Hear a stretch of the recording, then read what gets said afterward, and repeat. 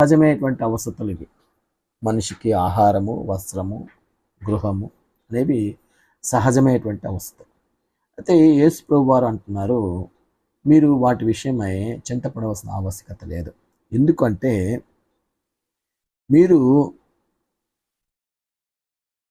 శ్రేష్ఠులు, మీరు శ్రేష్ఠులు అంటున్నాడు.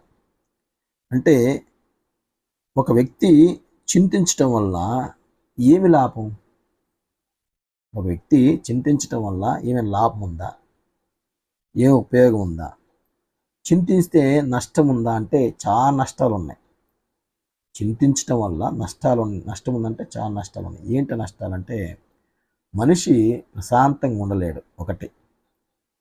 ఒకటి చింత అనేది ఉండటం వల్ల మనిషి ప్రశాంతంగా ఉండలేడు, నెమ్మదిగా బతకలేడు. అంటే అందరితో నెమ్మదిగా, సౌఖ్యంగా, సమాధానకరంగా ఉండలేడు. 3, ఎక్కువగా ఆందోళన చెందుతాడు.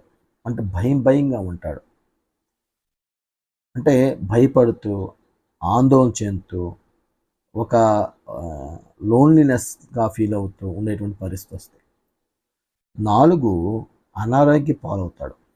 అంటే బీపీ, షుగరు, అలాగే ఇంకా చిన్న వ్యాధులు వచ్చేటువంటి ప్రమాదం ఉంటుంది. అంటే ఇక్కడ చూడండి, చింత పట్టడం వల్ల ఏమైనా లాభం ఉందా అంటే ఏమీ లాభం లేదు అని మనకి తెలియపరచబడుతుంది. ఒకటి. సరే, చింత పడితే వచ్చే నష్టాలు ఏంటి అంటే అనేక నష్టాలు ఉన్నాయి. మనం చెప్పుకునే విషయంలో 4 ఉన్నాయి.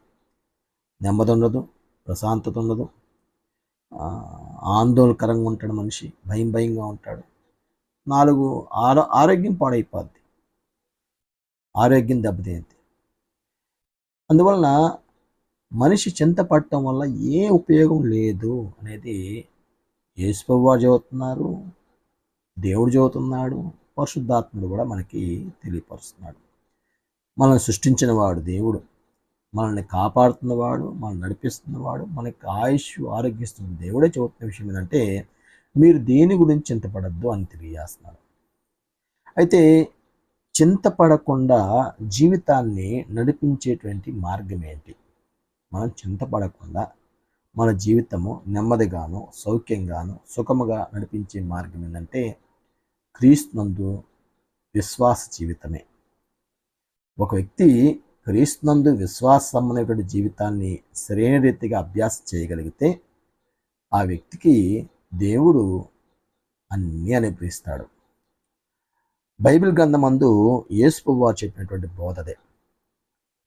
యేసు ప్రభువారు చెప్పినటువంటి ఈ బోధలో మత్తయి సువార్త 6:25 నుండి 34 వరకు అనేక విషయాలు యేసు ప్రభువారు చెప్పారు. ఆ విషయాలు మనం ఇప్పుడు ఆలోచించట్లేదు, కానీ మీరు చదవండి, ఆ విషయాలు ఆలోచించండి. చింతపడకుండా ఉండేట్లుగా మనిషి ఏం చేయాలో యేసు ప్రభువారు ఒక గురిని ఏర్పాటు చేశాడు.